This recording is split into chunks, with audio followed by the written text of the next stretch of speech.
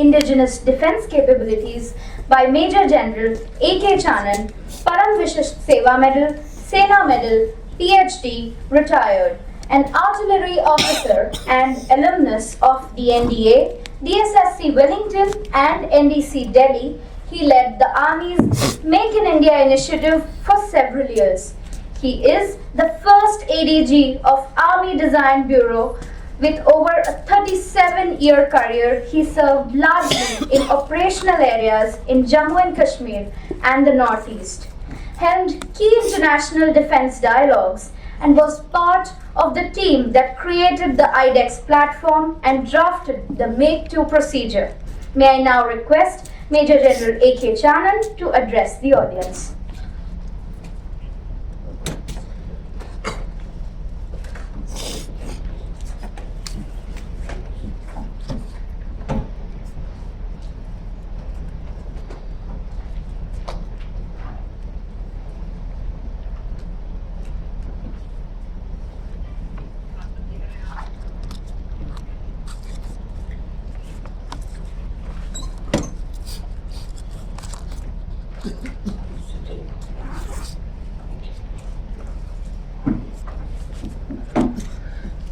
A very good morning to everybody present here. I must say it's a very big honor to start the proceedings, the business end of this wonderfully curated seminar, and I want to thank Sanjos and the Directorate of Indigenization for providing me this opportunity.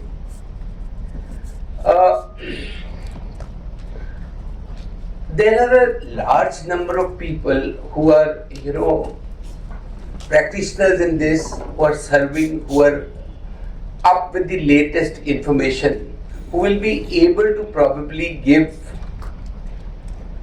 very precise and very focused kind of inputs to you. As far as I am concerned, since I have now stepped away from the system, having served it for a good 10 years, I will, in the next about half an hour, largely cover certain abstract issues and try and actually just bring you into this seminar. So let us start with what is this Make in India. This Make in India was actually started somewhere in 2001. But I guess the impetus to Make in India happened around 2014, 15th of August, when the Honorable Prime Minister events took place. A document came in place which was launched on the 8th of December 2014, and thereafter, this whole process took along. We stayed in Make in India for a while. Now, what was this Make in India? You can see the logo of Make in India. It essentially, in the defense sector, looked at creating a defense manufacturing hub and encouraging larger players to enter into the field of defense. So what all did we do? The primary means was to at least start getting the manufacture into India, get some basic technology understanding of the defense world. Defense offsets were encouraged. There were certain incentives provided for MSMEs to enter into the game because they form the backbone of the entire defense ecosystem. There were concessions. There were multipliers given. If you do a particular thing this way, the credit you will get will be a little beyond. There were some amount of, preferential market access given to Indian companies by creating categories, and I will discuss this a little later. And DRDO started opening its doors for technology for anybody to pick up and carry it forward. So this is how the manufacture was supposed to be encouraged. Thereafter, we had created some of these big players. They entered into the field of defense by being defense OEMs. In India, we largely refer them as OEMs. In the Western world, we call them defense primes. Somewhere we call them lead system integrators. Whatever with the terminology, they had to be encouraged. Now these are companies which are responsible for public's money, not public means we all kind of invest in these companies. So they wanted quick ROIs. So there was an emphasis of trying to, make our procurement cycles faster so that quickly we could go towards outcomes. Preferential market access was given to them by creating those categories and giving preference to Indian stuff by policy. These lists were promulgated which debarred certain items to be imported, and these lists were gradually populated as we went along. That DRDO, apart from handing over its technologies, also came up with another thing. They actually started co-developing by creating development cum production partners. This was a major change that happened. And somewhere down the line, very early in the morning, somewhere down the line, R&D funds were also, earmarked for the private sector. Started with 100 crores in 2015. Eventually, we could find a process to give it to people in only 2018 when we made the Technology Development Fund. So, and thereafter, of course, a number of more processes have come in. Somewhere around 2019, we changed from Make in India to Atmanirbhar Bharat. Now, what is the difference between Make in India and Atmanirbhar Bharat? Make in India was largely trying to localize production here, to start creating certain, lead system integrators in the country. But when we went to Atmanirbhar Bharat, okay, so these are the kind of defense primes that came about in the public sector, in the private sector. It's not an exhaustive list. It's just a few logos that I could collect. I've just put them there. And we even somewhere down the road corporatized the government factories, etc. into defense PSUs. So that is how we started creating the defense primes. How did we change to Atmanirbhar Bharat? When we went into Atmanirbhar Bharat, the focus actually became broader. We started looking at building technologies, creating our own designs, creating our own IPRs, and also start looking at our own very specific standards, and with those standards, our own certification ecosystem. So this is the first point that I want to actually flag, the difference in 2014 in Make in India slogan and in 2019 the slogan of Atmanirbhar Bharat. The scope expanded. As far as defense technology is concerned, we understood that there are technologies available all over. You need to have a good scouting mechanism to get hold of those technologies. There are some technologies which will not come, which are very specific to you. You need to incubate them, you need to seed them, you need to actually nurture them. Then there are technologies which are available in other sectors. With good innovation, you can bring them to bear in the defense sector. So you need a very strong innovation system. And of course, if tomorrow Maruti wants to launch a new car, they will not reinvent the wheel. There is something that are available. You just get them. You should have the wherewithal to get them. So what did we do? In scouting, a number of initiatives were launched. We started reaching out. We started issuing problem statements. We started issuing challenges to people. Look, who are the guys who can respond to this? We started actually taking people out into the field to make them acquaint with the operational conditions. We started a system called Suomoto. If you have any bright idea, just throw it back at us. So this is how we were looking at scouting and creating this massive infrastructure that we have today, which is more than 7,000 people who are associated in some way or the other with the defense sector. We started with 7, and I'm so happy that today it's actually grown in a very big way. Then as far as incubation is concerned, every service headquarter had some money. Initially it was 50 lakhs In 2016, we increased it to 10 crores. Whether you take it from the technology board, every service has a technology board, or you take it from the technology development fund. TDF has now gone up to 50 crores if you have the right kind of projects. So we started incubating. Then we realized that there are people who are very bright, who are able to create things out of existing stuff. So we started looking at innovations. For innovations, we launched the IDEX platform. We created a number of, accelerators in various states, various organizations. I can name every IIT now has a park. Then there are these private setups which are looking after. There's Forge in Coimbatore, there's T-Hub in Hyderabad, and there's Makers Village in Kerala. Makers Village only, I guess. These kind of number of institutions came up. In-house, we started going aggressive on innovation by our own uniformed people. So we used to have these innovation competitions, etc., from where we picked up stuff from inside. We also realized, and this is just a point I flag to the people who are today in chair, all service headquarter innovations were not truly innovations. However, they gave us good insight because they were very good problem statements. He had a problem sitting on a chair, so he put a blanket on it. He thought it's an innovation, but I understood that this chair is not good enough. So when in-house somebody makes an innovation, he's actually talking about a problem statement. Outside, people are working towards giving innovations, but they have to be guided, mentored to fit into this. That is how this IDEX platform was born.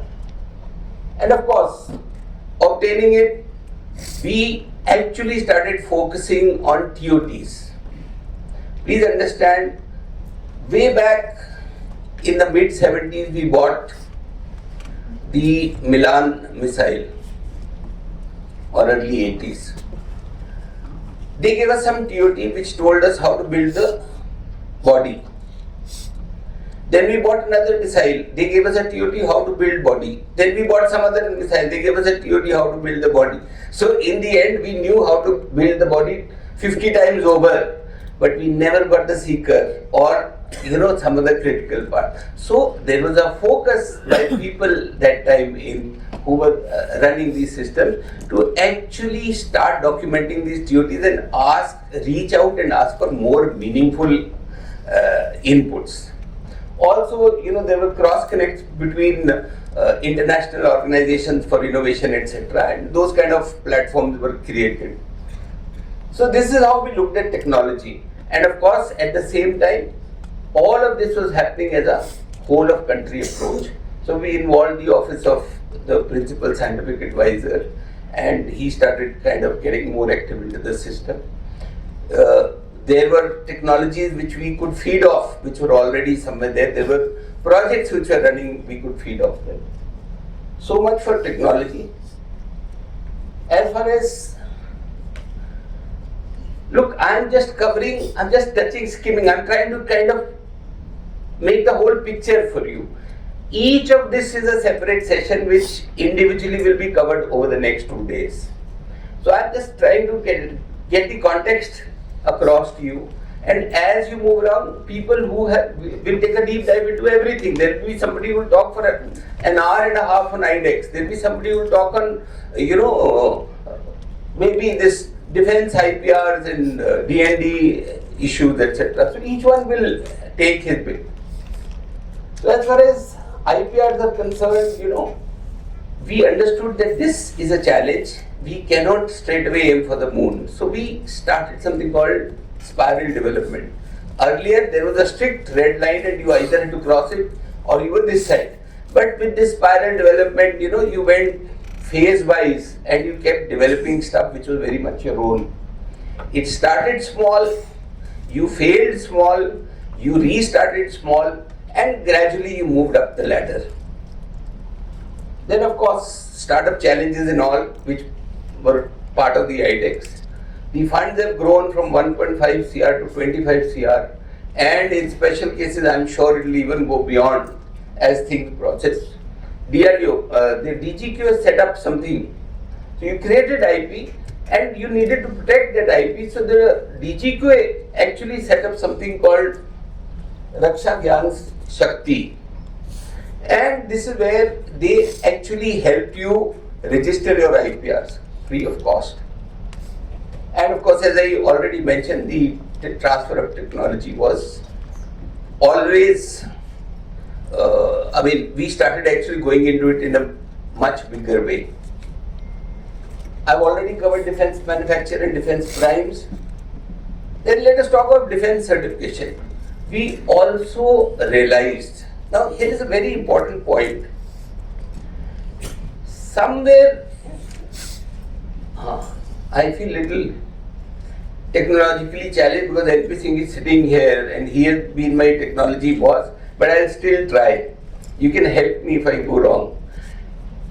You know, sometime about few years back, there was this big fight between Ericsson and Huawei.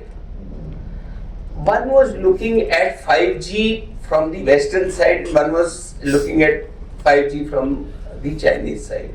So I asked LP, why is this big issue coming up? So he explained to me, sir, if you adopt the Western standards, then every handset, every switch, every router, everything, that industry will open up to you. India will become a big market for Nokia, Ericsson, those guys. If you adopt the Huawei standards, then the entire Chinese equipment will come in, and India is a big market, that's why the big fight.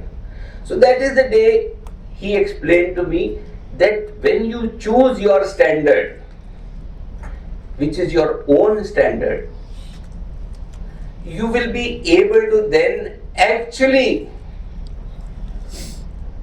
calibrate what kind of equipment you want or encourage your own industry. If you choose a standard that belongs to somebody else, you are opening a huge gate for equipment based from that particular country, those technologies to come into you. So we needed to build our own standards. So that last thing you see is something called I5G, Indigenous 5G. I don't know what it is, somebody will explain later, but I know that we are building our own standards. Then of course, there is something called defense testing portal where you can, we've started sharing the resources that we have. There is a system in which any testing infrastructure that is available with the government of India is available to people. You just have to book it, and there is a system. There is a portal which works on this. There is some scheme called the Defense Testing Infrastructure Scheme that has come up, where private sector is encouraged to actually invest and create testing infrastructure. Self-certification, third-party certification, all this has come up in a big way. The DGQA, when they have a session, will probably cover most of this as we move along. And of course, we understood that India is a big geographical spread, and there is a temperature that you need which is -40, for which you have to go beyond Leh, and then you need to get some EMI testing done, for which you have to go to Samir, Chennai or somewhere. So it was all kind of going up and down. So a thought was given, why not keep all of this entire stuff in close geographical proximity. That is where the concept of defense corridors was born. Try and pick up the best that is available. These two corridors have been nominated by the government of India. Apart from that, there is a huge aviation setup that is coming up in Nagpur. There is a drone setup that is probably earmarked to get going in Gujarat. And of course, traditionally, a huge concentration of defense industry is around Hyderabad, Bangalore, Pune region. Those continue to remain, but these are the new greenfield areas that they wanted to push across. I have 10 minutes, so I will just, since the aim, actually bulk of my connecting talk is over here, but in 10 minutes I will take two examples with the theme of today's lecture, demystifying. I worked for a very long time in this field. There are colleagues sitting here who came, worked with me, went, commanded their divisions, etc., and came back and worked with me, and I still stood there. So I actually spent a lot of time. At the end of it, I have just one message, and this is not to, belittle or say anything, but I simply have one message. It's the simplest thing in this world. Defense procurement professionals complicate stuff. It is complicated, so it is, but if you just sit back, abstract yourself a little, the simplest thing in this world. Just basic common sense. Look at this. You want a sandwich. You are hungry, it's breakfast time, you want a sandwich. What do? You either, Swiggy or something and buy one, or you go into the kitchen and make one. That's how it is. अब इसको इतना complicate करने की क्या जरूरत है भाई? If you buy it from an Indian vendor, we call it buy Indian. If you buy it from a foreign vendor, you call it just buy. What happens when you buy it from an Indian vendor? You pay in Indian rupees. There will certainly be a certain amount of indigenous content in it that is laid down. You create manufacturing, you create skill sets, you probably create some infrastructure here. When you buy it from a foreign vendor, you get exposed to the currency. Dollar goes up because you have a fixed rate contract. There are certain technologies that will come to you, certain will be held back. So you will continue to learn how to make the body of a missile. And of course, it doesn't create sustainable business. Somebody will get some offset and all. Once the contract is over, it is over. So I hope this simple thing makes you understand the entire categories: buy ITDM, buy Indian, buy this. It's so simple. The other thing is, you make the sandwich. So when you make, what happens? If it is a complex thing, if it requires huge infrastructure, huge amount of skill sets, many systems to put together, etc., which industry will not do, then the government steps in and funds. We call it make one. If it is a small subsystem, something that you can do well, if it has a dual use, probably what you make can also work out in the civil. So you hedge your business opportunity there. Then those things actually going to make two. And make three is nothing. It is just localizing stuff that you are getting from outside. From here, I will actually launch into the next concept. So when you go about making stuff, please understand, initially it costs you more, later the cost will come down. And the time taken is more. I need something, I need a counter-drone system today. What happens? If I need a counter-drone system today, and anybody who wants to build one says I will take 2 years to give you a very good counter-drone. So I need time to do this stuff. So we also need to understand that we somehow need to bring the cost down, we need to bring the time down, and for that what we need to do is the quantities, for bringing cost down, the quantities must become more. That's why the emphasis on exports. For exports, the quality has to be good. How do you actually bring this whole line down? So that is where this concept of strategic partnerships, joint ventures. So rather than building the whole thing, just get somebody. You have the strength, you have the market, you have one of the largest markets. There are people who do not have access to this market. Get them over. Join hands, build joint ventures, build strategic partners. So this is how these concepts came into being.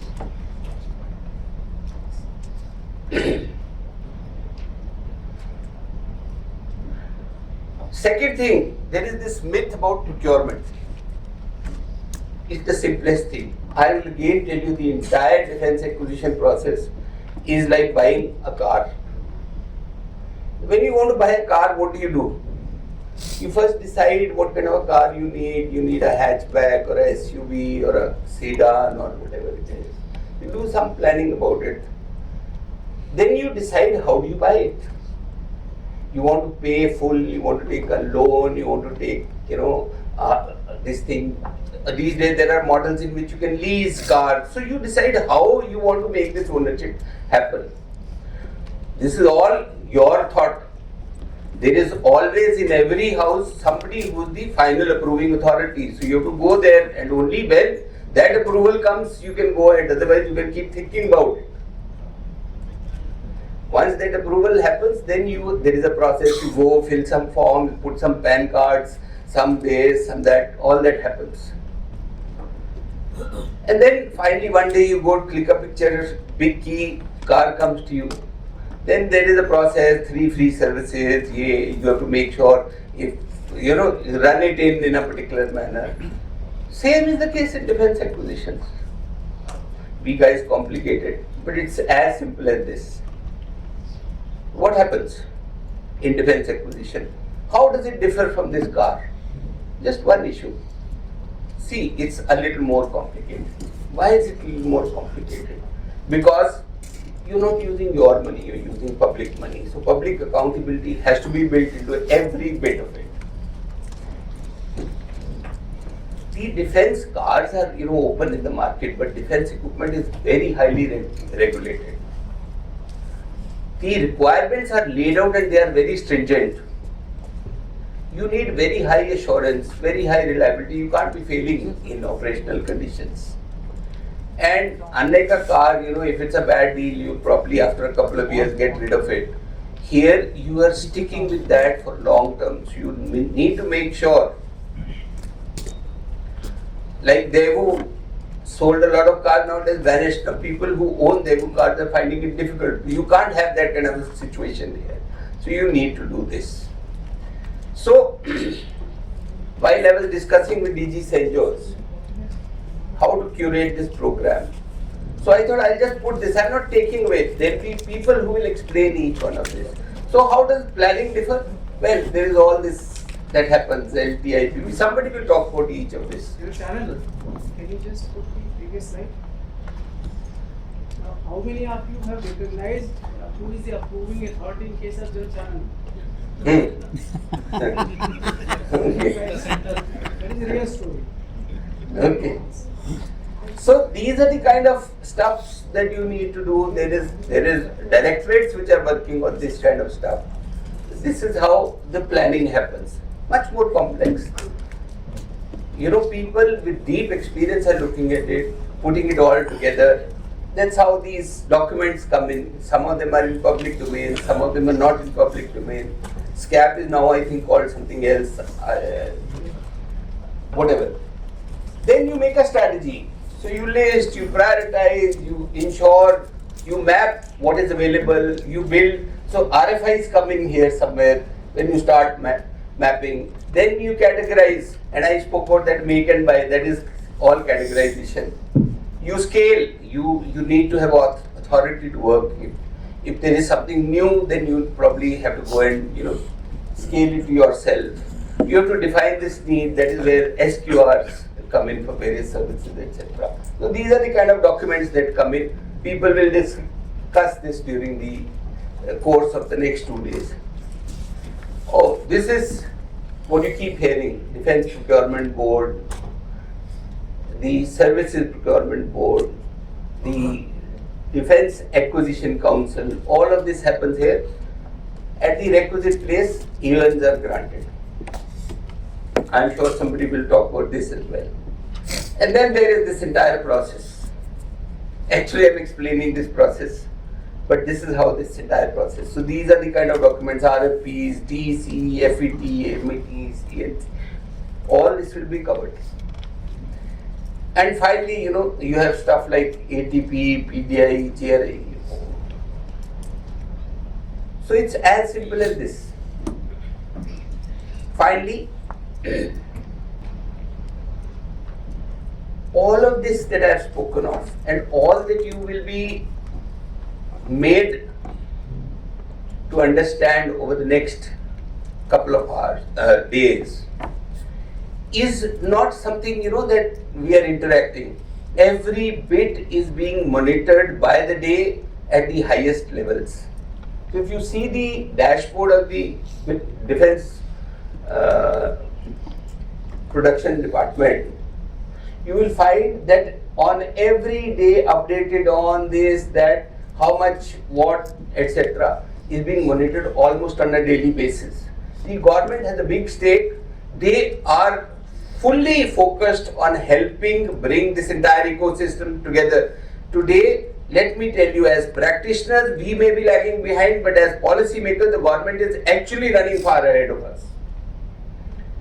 And there are a number of opportunities that are created formally, like the various exhibitions that happen on an annual basis. You have these funds, exchanges. You have a very, very vibrant export policy. The government is stepping in to help stuff all along. So in every which way, everybody is on the ball, I would say. That is all I had to tell as far as the overview of this defense thing is concerned. And I am very happy to report, firstly, I have two things. People who are organizing this, I just wanted to put one recommendation to you. You see, we covered a whole lot of stuff. If I go back on my slides, somewhere here, technologies, IPRs, manufacturing, defense primes, people who have money, who have debts, etc., certification. All of these are seminars by themselves.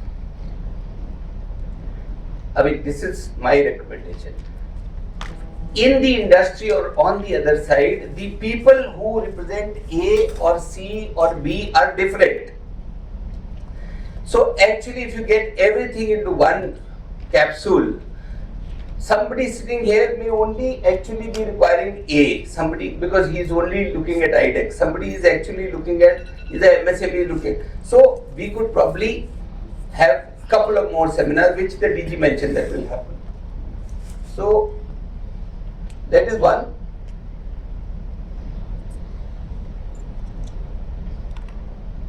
And the second thing,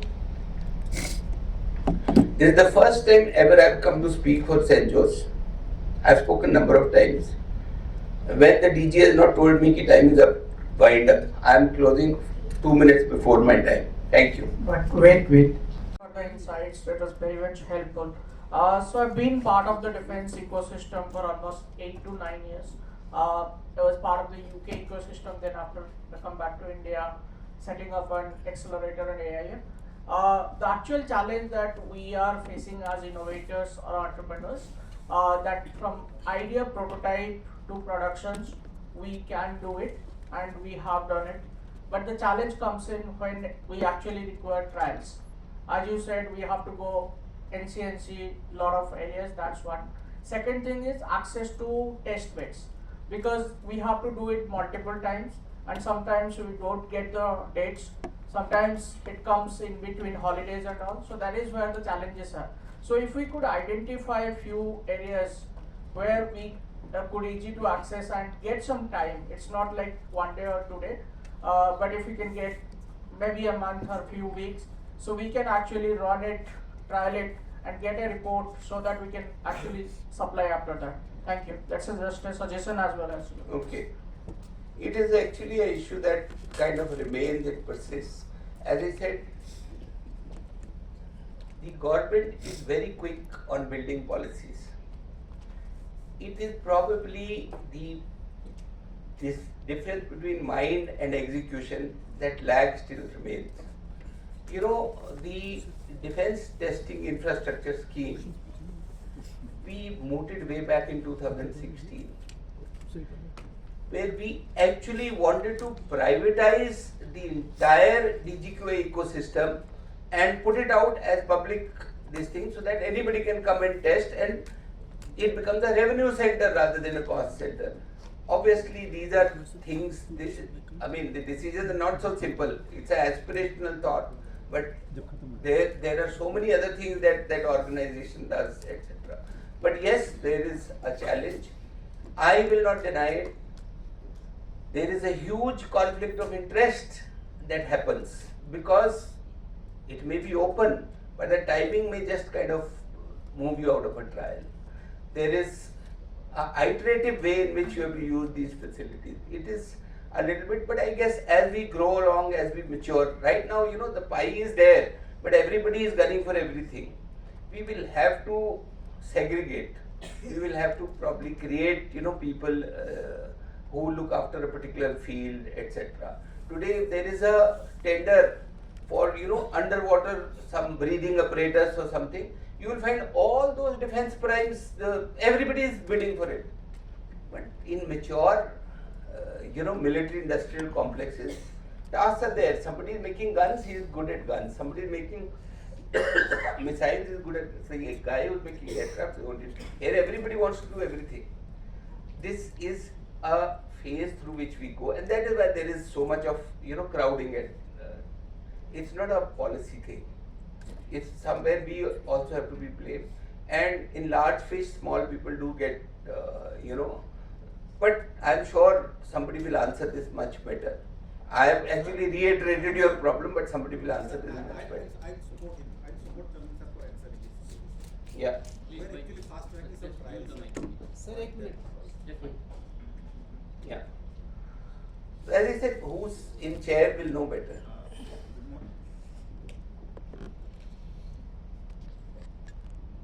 Good morning, everyone. Sir, Channan sir, I will try to answer Yes. on your behalf to whatever is the questions is posed to you. I am from actually DGQ. I am looking after the additional DG of the entire armament fraternity, all kind, which is the majority of the things, and also what I look after on behalf of our Army headquarters, easing out the post-contract management things. The PCM cell, which is there in Army headquarters, I do give them technical comments and fast track the various procurement issues. Now, as far as trials are concerned, what we have done is that there were issues when the trials were getting long and getting delayed. And what we have done is basically, as you know, the entire system knows there are basically two kinds of trial. One is called as the user trial, the other is the DGQ trial. And wherever there are duplicacy, we are avoiding it. In suppose a particular weight or some other parameter has to be measured, it is already measured in DGQ trials. We are skipping it in the user trials. And as for the availability of test beds are concerned, what we have simplified is that we are reaching out to the geographical location of the industries where it is located. Suppose the industry at Chennai, and suppose he is manufacturing armament parts. So he was basically all time coming all the way from Chennai and bringing his components to Delhi. Now what we have done there, we have, as and when they are ready with their LRUs or the test units or the test beds, we send our people there only. So basically easing out the industry to those kind of things. And also we are now what we are doing, we are taking a lot of self-certification from the industry. If the manufacturer himself is confident of a particular parameter, suppose it has to undergo a jolt test or a vibration test. If he has his own internal jolt and vibration test machines, he has tested it and he gives a certificate, we are accepting it. So on an average, I will tell you the trials which are getting almost 2 to 3 months, we are reducing it to almost 5 to 7 days now, and thereby also we are not compromising anything on the quality aspects for the defense process. This is how we are easing out the trials, sir. And there are single point contacts. You have to contact a single person like me, so that all your issues and other parameters are resolved. We are giving the latest test beds to you, and with this defense testing portal or defense testing infrastructure, you can book your things there. You will be given everything. And suppose it is not there, then we waive off those particular tests. Thank you, sir. I hope I have answered. Prabhas, your name, is it? Yes, sir. I have answered. Thank you. Anyone else, please? I have a question. Okay, please. Yeah.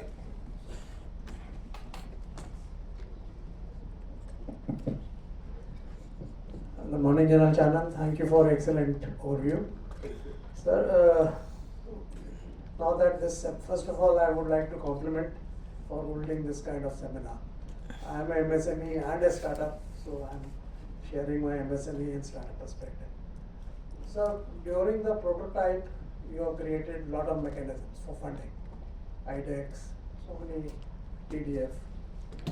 But the next part is the order. If there is not strong linkage with order, I am looking at a goal of creating a good defense industrial infrastructure for our defense forces. So the next part is the order. Many times we feel order is even more important than getting funding for prototype. Because many times we can do the prototype part ourselves, get some funding from DST or some other mechanism, but the order is the main thing which will drive it. Third thing which we find, you have got VCs here today, but as you would have heard, the equity dilution is the most expensive form of capital. So access to debt is something which I would request. If we take a holistic picture, there are three parts to it: the development part, the orders, and the finance. And finance is something where, you know, the Ministry of Commerce and Industry very recently wanted to push up export. So they created a guarantee fund so that any bank will lend to an exporter. So my request would be that a defense manufacturer should be able to get access to funds from the banking system, because that is the debt finance. And of course we need sometimes equity financing. Now large number of VCs are getting interested, which is a good thing. But the debt and equity go together, sir. So this also needs to be addressed. And one last point, many times we may not need funding for prototype, but the rest of the process that you have built of handholding. Because if I am doing something for defense, I don't need money for prototyping, but I still need handholding for testing, for talking to the user. So this part also needs to be strengthened. Thank you. Okay, yeah, perfect. I think good suggestion. Any other We question? can take two more questions from Jen Channan. Anyone from this side or that side? Yeah. Please. Just a quick comment, General. Thank you very much for your talk. You had a section in this called Innovate. Rahul? Sorry, yes. Yeah. Thank you. Good morning. My name is Rahul Nair. You had a comment, you had a section in your excellent presentation called Innovate. For the last year, I've been on the core team designing and operationalizing the 1 lakh crore Research, Development and Innovation Fund. So it's chaired by the Secretary, 4-person team. I had the privilege of being on it. There is just, this is a comment, sir, rather than a question. Yeah. There is a river of financing making its way into the Innovate section. That's 1 lakh crore making its way via public second level fund managers such as the Technology Development Board, which you mentioned in your talk, sir, and through the private venture capitalists here into the private venture capital system on concessional terms. The gentleman who spoke just before me referred to the need for non-dilutive equity. A specific component of that funding, especially via the TDB and other FROs, is optionally convertible debt. So non-dilutive debt financing with the option of conversion later. I just want to mark that, sir, because it will reinforce the excellent work that was done in the Innovate section, and it might be interesting for the speakers, for the delegates who come here today. Thank you again for a superb presentation, sir. Thank you very much. One last question from this side, please. The last question before. Jain sir, thank you for the wonderful talk. I just wanted to make one comment, probably since St. Joe's is there. We are all talking about the processes being ironed out. We are talking about policies being given. But there is one end which nobody is talking about, is the ability of services to absorb or drive. We are using the same system which was available about 10 years ago to scale up 10x. It is something which is just not feasible. And unfortunately, whether services have taken it with ministry or CDS dispensation has taken it, this is one place which remains an absolute no-go. And unless we scale up our capacity to take up cases and our capacity to absorb, it's a nice thing to say we are going to scale up, but trust me, I've been in this business for about 10 years. I headed Directorate of Indigenization for Navy. But scaling up from 15 crores to 6,000 crores in 10 years, I feel it is no scale up. Because if you keep your basic infrastructure same, you can only flog a horse as much the maximum that it runs. So that is something which I would request Mr. Menon also to take forward in whatever measure, because we have lot of policies, lot of money, lot of intent, but the problem is who is going to drive that? What are the numbers behind that driver? Or how do we absorb that technology? Nobody is willing to accept that part or take that part forward. Thank you very much, sir. Thank you. Right. Thank you very much for a patient hearing. That's all. Thank you.